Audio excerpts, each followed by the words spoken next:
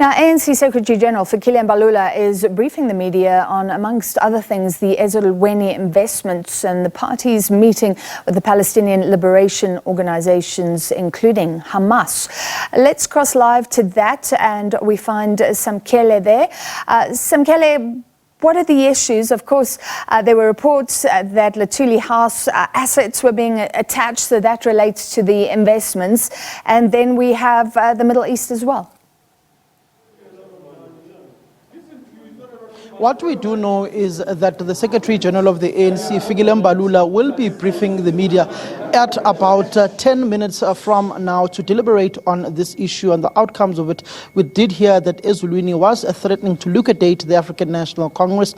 He did say that that is not feasible, as they have approached the Constitutional Court to try and overturn that SCA judgment that they must pay Ezulweni Investments those sums of money, over 100 million rands. The ANC is saying that they want to exhaust all of their legal avenues first before they go into any sort of arrangement with Ezulweni. Mahlengu Mutsiri, the spokesperson of the ANC, is saying that they have the funds available, they are financially afloat, and they can pay that amount, but saying that they are taking this matter to the Constitutional Court on a matter of principle. But one wonders if the Constitutional Court will grant them direct access to the court if they do have those legal grounds. That's a question that only the ANC's legal team may answer thoroughly. But from the ANC leadership, they are saying that they are speeding ahead with the appeal to the Constitutional Court, but one wonders if they will be granted that access. And if they don't get that access,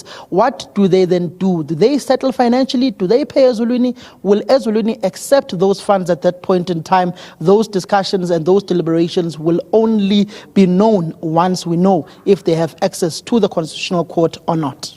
All right, so that's a big one, Fikile. Remember, the Minister, Naledi Pandor, was criticized for taking a call from Hamas after the attack in October. Now you have the party meeting with Hamas. Any indication of what we can expect there?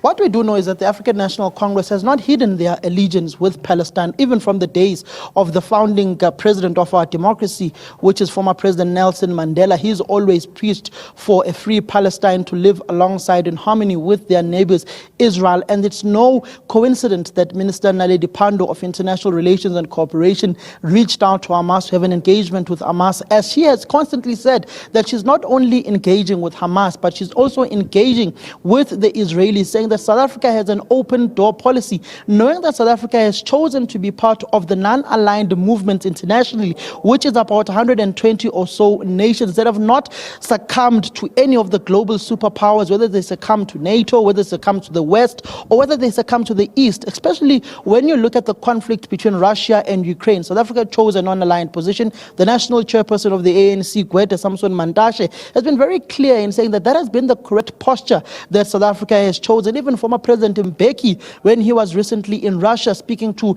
Russia TV, he also did clear out that the posture of the South African government has been very consistent, very positive in being non-aligned. And also on the Palestine-Israeli war, South Africa has been very clear, the ANC has been very clear that they are with the people of Palestine, because what is being done to the people of Palestine is similar to what the apartheid government did to South Africa in the form of the Israeli government under its Prime Minister Benjamin Netanyahu. And it's been very clear that they will engage with Hamas.